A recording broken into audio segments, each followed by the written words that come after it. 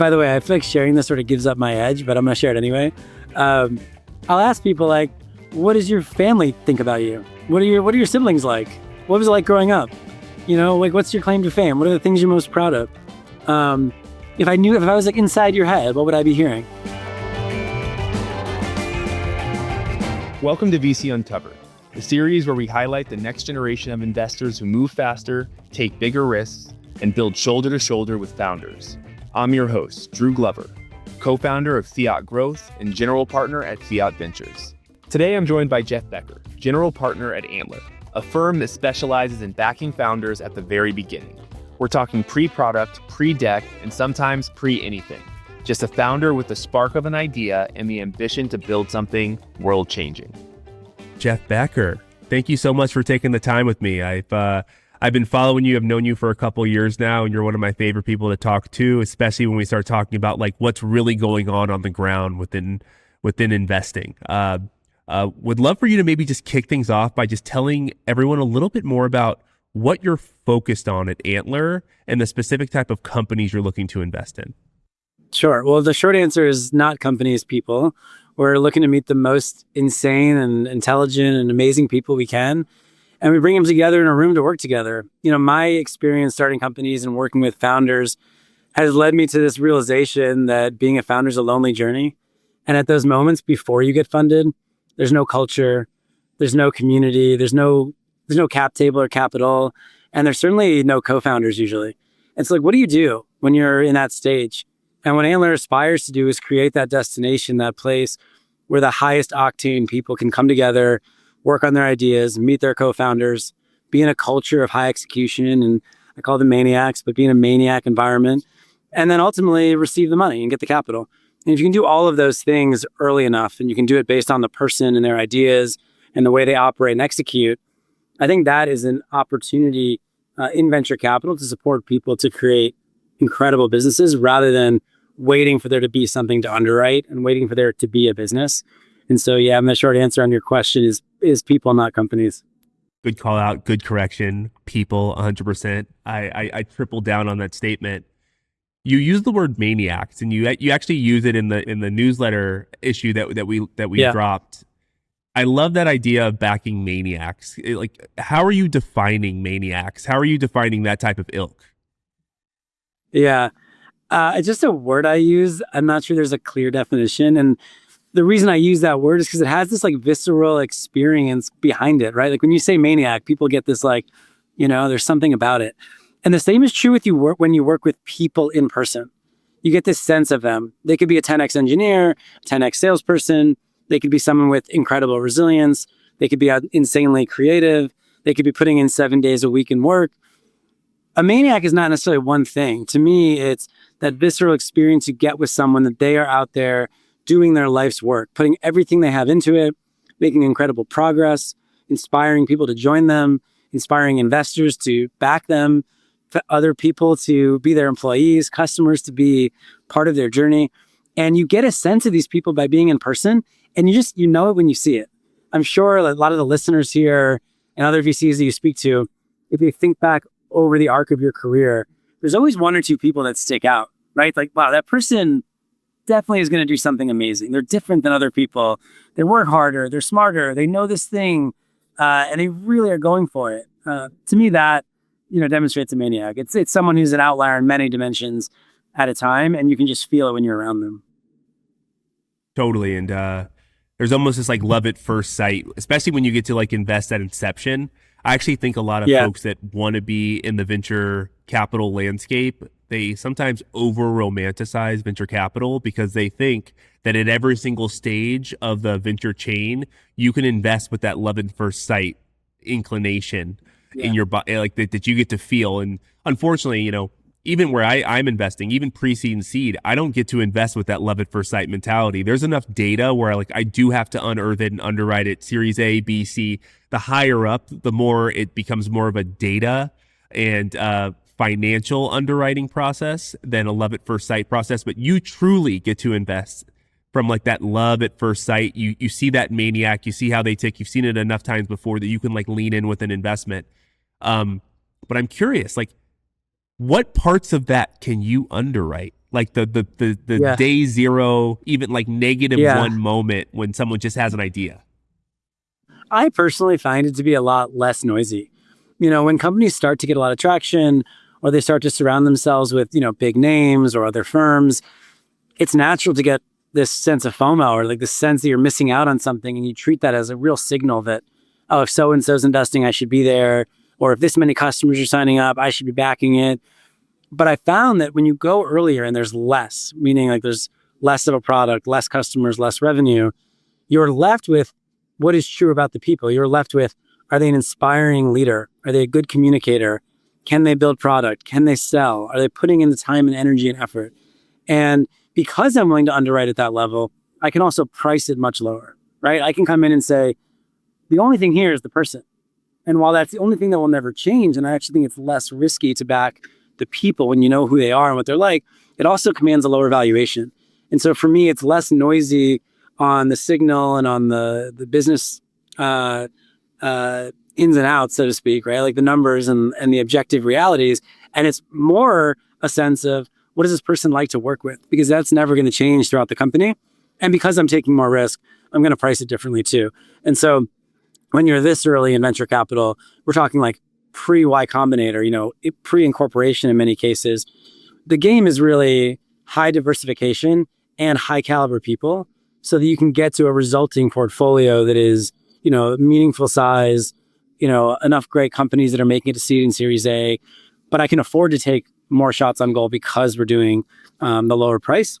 I think that's a good trade-off for founders too, because you leave your job. It's nice to put $500,000 in the bank and go back to work. And there's not a lot of people that are writing those checks and doing it at the scale and velocity that we're doing it. So I think that we're going after a certain type of founder for that. But it's just a slightly different model than underwriting, revenue and doing customer reference calls and that kind of thing.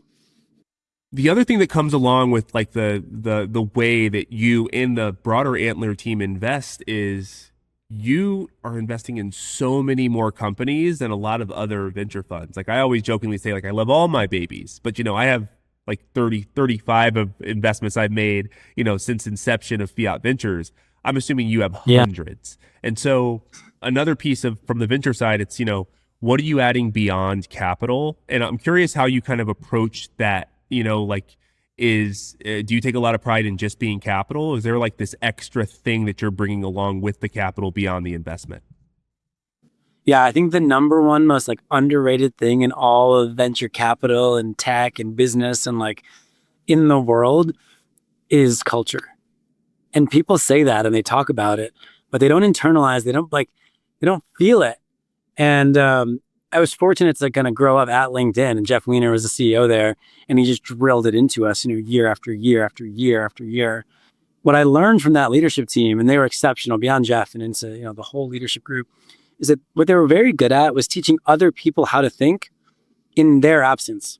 So frameworks for how to operate, frameworks for how to make decisions.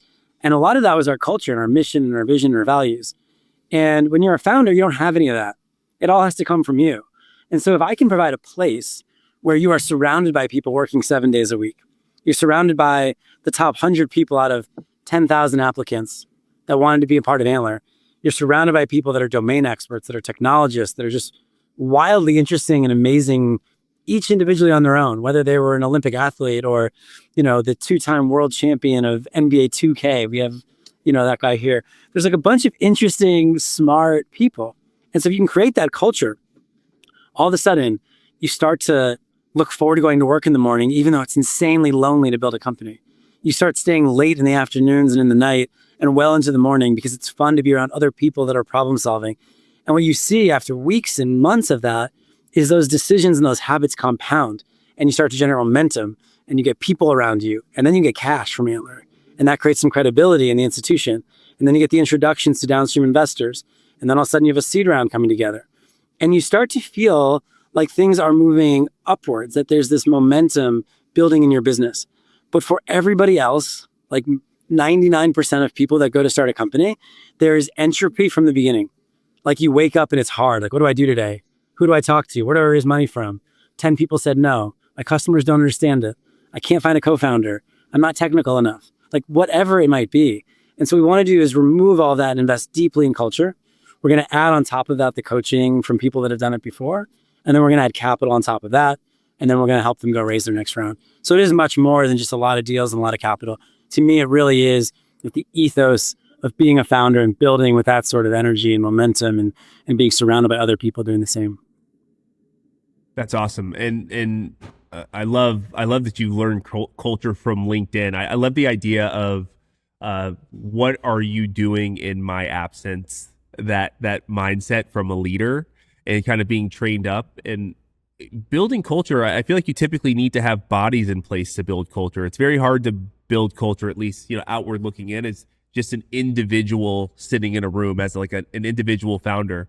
How do you think about building culture from day zero versus, building culture when you have 10, 20, 30, 40 employees? Yeah, I mean, it's how you show up and how you communicate.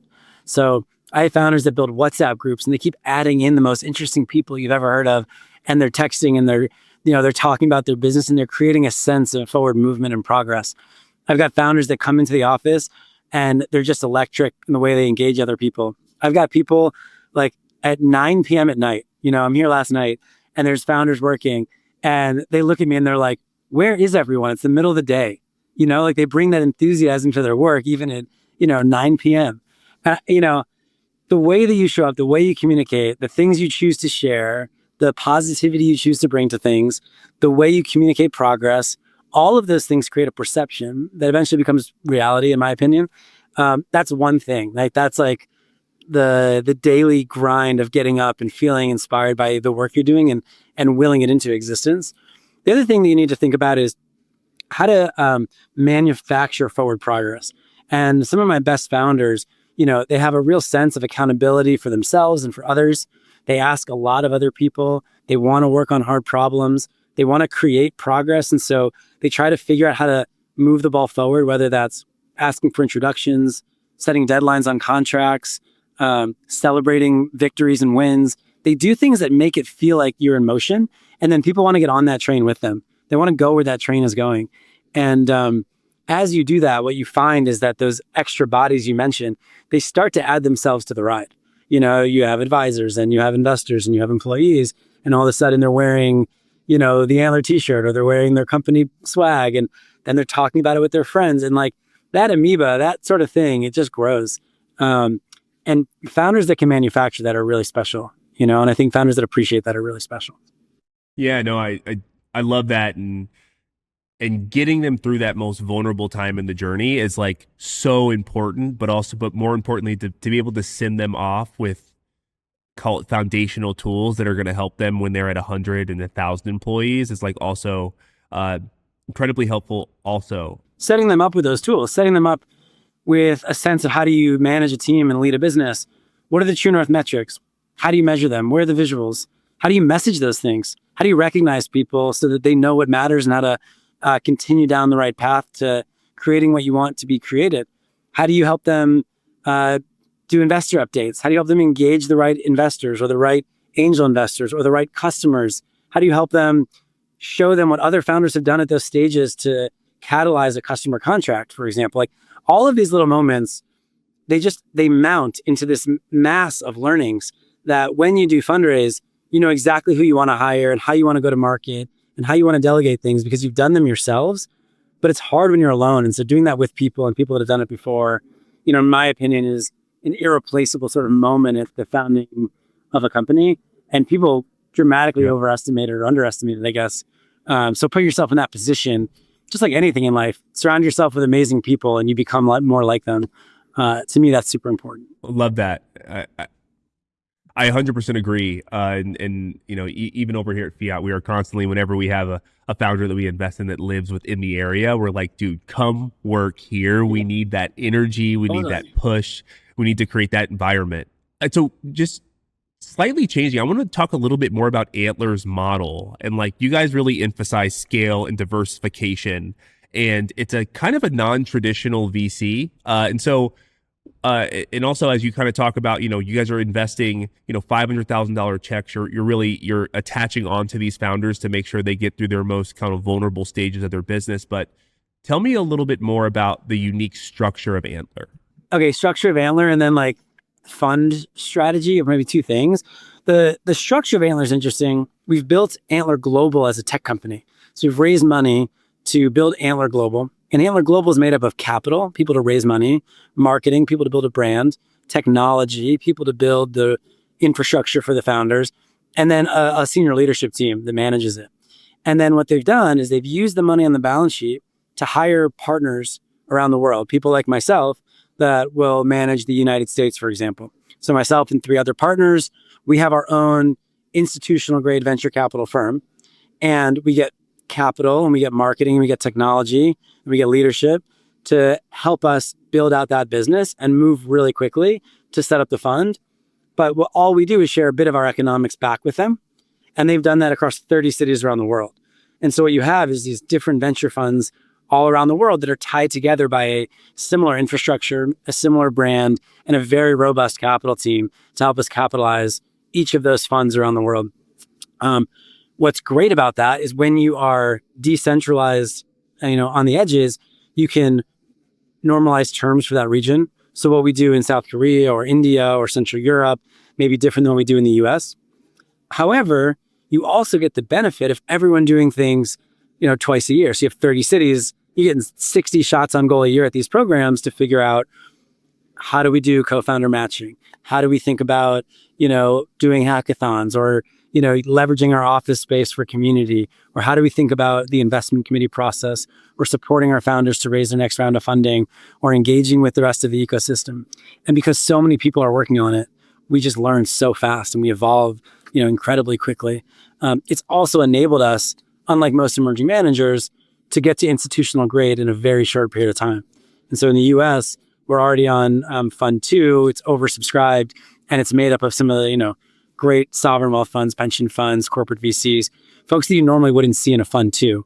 But because we have this global infrastructure, it's really allowed us to move quickly and get to, institutional grade capital.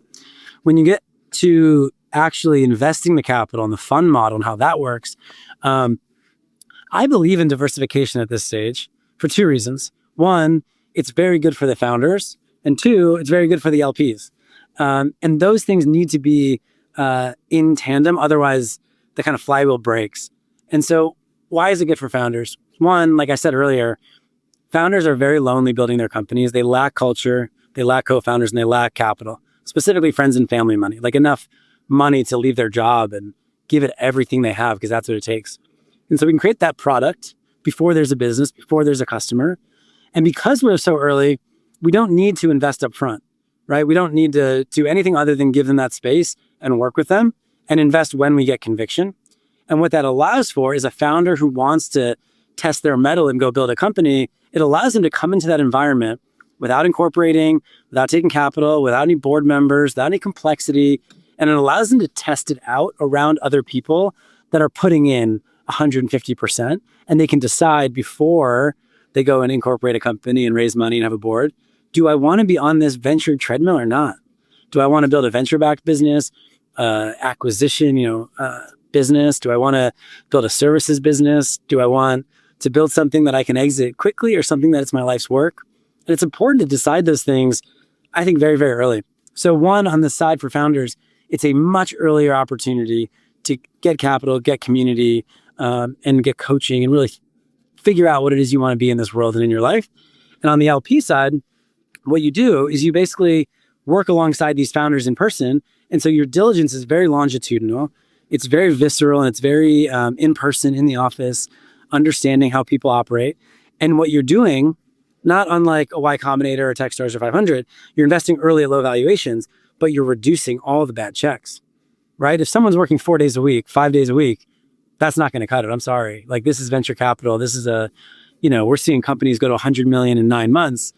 You're not doing that with 4 days a week or part-time, right? That's right. But there's a lot more to it that goes into it, of course. But that in-person experience allows us to de-risk by only working with the most crazy, maniacal, awesome people. And so we found a way to get our LPs into these companies at very low prices without just, what it would seem like, which would be like, oh, they're spraying a lot of checks everywhere.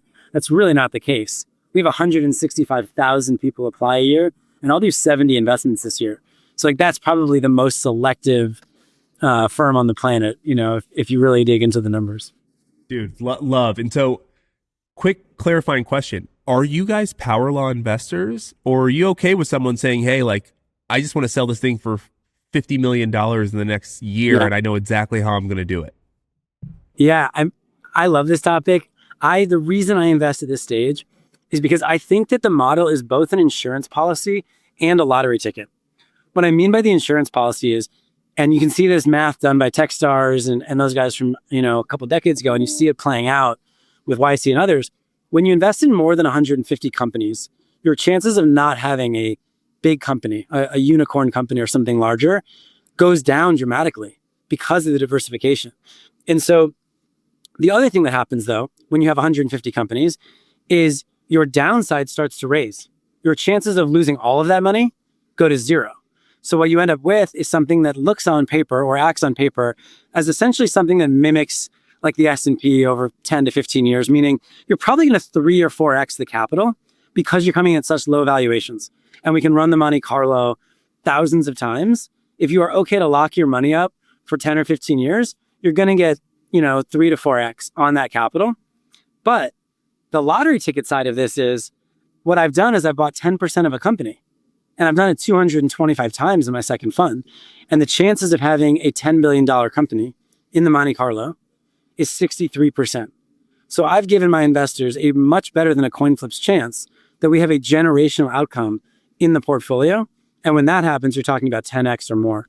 And so the risk reward profile of high diversification, low entry price, if you're doing it well, if you're reducing the bad checks, if you're spending time with the people, if you have access to the right caliber of folks, if you are, generally smart investors and you can think about how things are moving in the market and you're seeing enough of it and getting enough at bats, you can generate a very, very interesting financial vehicle. And even though it's painful for me to wait 15 years to see the returns, I don't see a better opportunity to deploy capital that is both so low risk and so high upside. First and foremost, I think the model is super fascinating. And secondarily, if you're saying that there's a 66% chance based on the model to be able to see generational opportunities come out of it, like those are good odds for a high risk investor that is looking to de-risk risky investments. You guys obviously have to get that 160,000 applicants to be able to turn it into, distill it down to those 70 investments. But I can only imagine how crazy that funnel looks to turn that amount of top of funnel activity into such a distilled amount of investments. How big is your team? How are you guys going through that process of literally kicking people out instantaneously, I'm sure, when you see some stuff at the top, all the way to like mid to bottom? Yeah. Well, I think about this as like an infinite endeavor and game. Like I'm emailing like psychologists on the side to tell me how to do better interviews. I'm always trying to make it better. It's a whole series of things. Not the least of which is just hand-to-hand combat. Like smart people in our HubSpot ATS system going through applications and looking at them. And yeah, it takes a long time. But like if you're going to find needles in haystacks, you got to be pulling apart the hay. One is just hand-to-hand combat. Two, we have built AI and ML models that look at people's LinkedIn profiles, looks at, their job or shouldn't call them job applications, but look at their applications. It looks at the way they communicate, the language use, their the network density they might have on LinkedIn, for example. And we start to score them just so that we can at least go through the applications in a more efficient manner. As opposed to just random, we at least are putting higher probability towards the top so we can spend time on the best stuff. We're starting to look at and test things like video interviews to understand things like EQ and IQ as a function of the speed at which they talk, the speed at which they type, the language they use, the level of creativity that's apparent in the answers to their questions, the level of resilience that's apparent in the anecdotes they share about their life. And so we're trying to pull out some of these things from video and from voice, as well as chat. We are attempting to, do some chat with founders and see how that goes. But it's this like never ending idea of like, how do we optimize? How do we get better? And the reality is, if you're looking for outliers, creating a system to find them is sort of non-intuitive thing. And so at the end of the day, like I will be in HubSpot with my principals and we will be pulling stuff apart and spot checking and randomly doing interviews. And I get some flack for this. I've been on like the VCs congratulating themselves Twitter feed for posting my calendar. But truthfully, 14 founder interviews a day for 6 weeks leading up to program. Like I can get through a ton of interviews and talk to a ton of people, broaden our network, broaden the Antler brand, and try to uncover who I think are overlooked people or folks that may not be overlooked, but just need the product we offer. And so I don't think there's any secret sauce, but we are always trying to get better at it. Yeah, dude, it's just fucking hustling, man. Like I appreciate there being you respecting the fact that there always needs to be a human element in this underwriting process. But obviously leveraging everything you can from a technology standpoint to make it so you as an individual leading this program along with some other folks, I'm sure, being able to replicate themselves multiple times over. One of the last questions I have before a couple quick fires is pattern matching. Obviously, a big part of our world is obviously to match up things we've seen in other people that are, in your words, like the maniacs. We're like, hey, I saw this in this last person who built a generational business. I see it in this person, therefore we should invest. With the mix of kind of your general intuition as a human versus some of the structured data that you guys are pulling out of, I'm sure, the many applications, successful, non-successfuls. How are you approaching pattern matching as a team today? I'll give you like a little bit of context and then I'll give you the actual how I do it. The context is most VC firms basically invest in like 0.5% to 1% of what they see. It's pretty selective venture capital. You see 100, maybe make one deal or do one deal. Because I'm not investing up front, because we're focused on creating this experience and community, they actually admit 3%. So I can work with 3 times as many people on a percentage basis as my peers. And because I'm not investing up front, it affords me the ability to, provide that invitation to our space. However, I'm only investing in 10% of the 3%, right? So 0.3% of those people are actually going to get our capital. And so I can be less selective up front and more selective on the back end through watching them operate. That to me, it reduces the bar a little bit for what you're required to do in that like interview period and in that pitch period relative to, maybe pitching fiat or a fund that is really focused on the metrics and the core fundamentals of the business. And so then the question is, who makes it into the 3%, right? And so it's 3 things for me. The first is sort of like a psychological assessment or like an origin story. And by the way, I feel like sharing this sort of gives up my edge, but I'm going to share it anyway. I'll ask people like, what does your family think about you? What are your siblings like? What was it like growing up? Like what's your claim to fame? What are the things you're most proud of? If I was like inside your head, what would I be hearing? And I'm not at all interested in what you're building when we talk about this part of the interview. What I'm interested in is, how do you see yourself? Like, what are the stories you tell yourself? What are the stories others have told you? Like your mom tells you, you're a competitive person. Like you're probably a competitive person. It's probably like what you've been, conditioned to believe. And it's how you operate and show up in the world. So I really try to find out, are you resilient? Are you creative? Are you, are you a hard worker? Are you someone who's like, has your 10,000 hours and has a domain expertise? Are you someone who's committed to things for a really long time or competed at very high levels? If there were like a spider chart of all of your different qualities, which ones are like the 10s or the 100s, like that are off the spider chart? And is your spider chart like really funky and cool and different than someone else's? And I'm trying to find the uniqueness in someone's psychology. Once I figure out like if that thing is interesting or not, like whatever goes on in their head, I'll move to obsession. And this is like a Ben Horowitz, Mark Andreessen thing. But essentially the idea is to interrogate somebody. So they tell you what they're building and you pick up on a subject or a subject matter in that conversation and you just drill it. You go 2nd, 3rd, 4th level questions and you try to find out, how deep can this person go? How credible are they on this topic? How legitimate is their unique insight they think they have? And can I really learn something from them, right? Can they teach me something about this space? Can they go deeper than I would have expected? And if you do this, I probably do this like 30, 40 50 times a week. So when you do it a lot, you start to realize that most people are not getting past the 2nd or 3rd level. They start to talk around the idea as opposed to like into the idea or like deeper into the problem space or into the customer space. So first it's the like the origin story, then the obsession, and then the observed execution, right? It's what have you already done? What actions have you taken? Have you demonstrated? what it's going to be like to work with you. What sort of steps have you taken? What things have you built? What things have you shut down? What's actually happening on the day to day. So I just kind of take them through this funnel of those three elements. And I sort of grade them on those things. And then I rank them, a tier 1 or a tier 2 or a tier 3. Tier 1s are like, let's go, let's close this, let's work with them. They're standout. Tier 2, it's like probably fits within that like 2nd or 3rd% of applicants, like the people that should be in the room, but maybe need a co-founder, or they are really amazing at something, but I'm not sure they're onto the right business and there's something kind of loosey-goosey about it.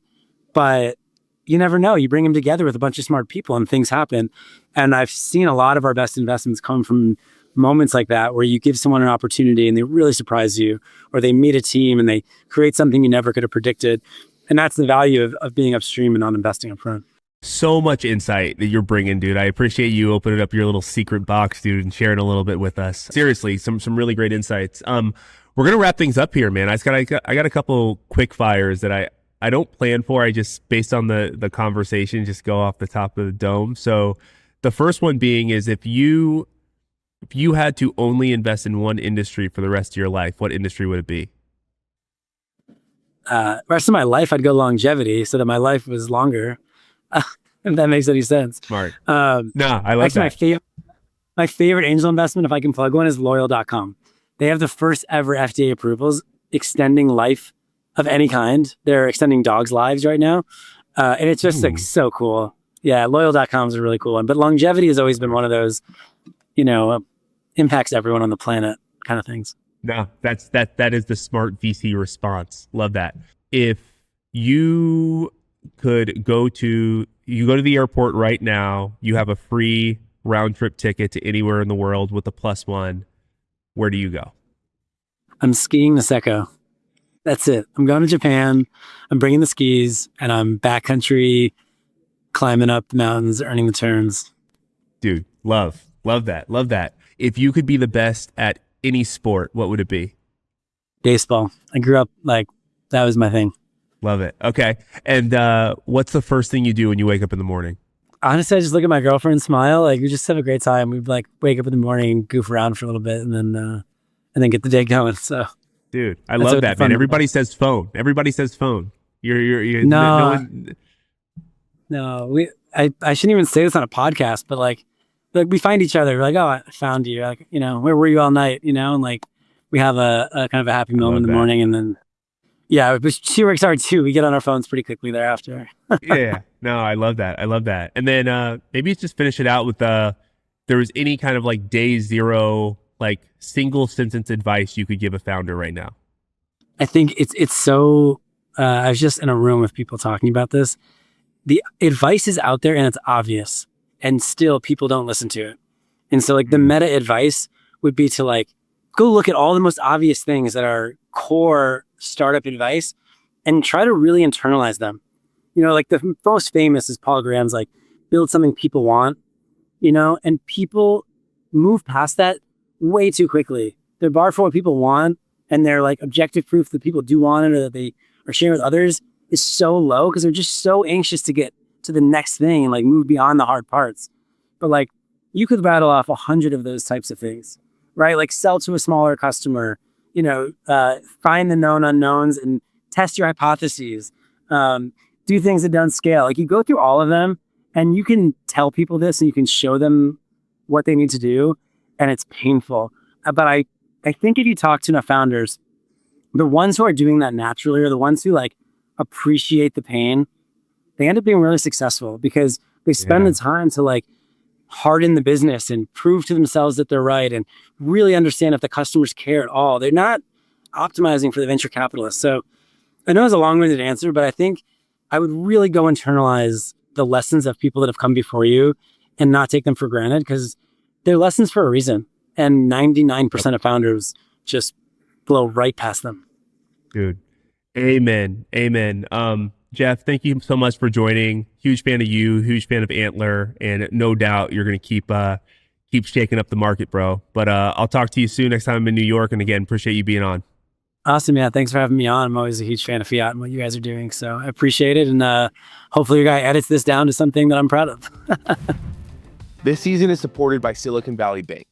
For decades, Silicon Valley Bank has been a true partner to the innovation economy, helping both founders and funders grow. Silicon Valley Bank, a division of First Citizens Bank, member FDIC. Please note, this podcast is for informational purposes and not investment, financial, or legal advice. The views expressed are those of the speakers and do not necessarily reflect the position of Silicon Valley Bank.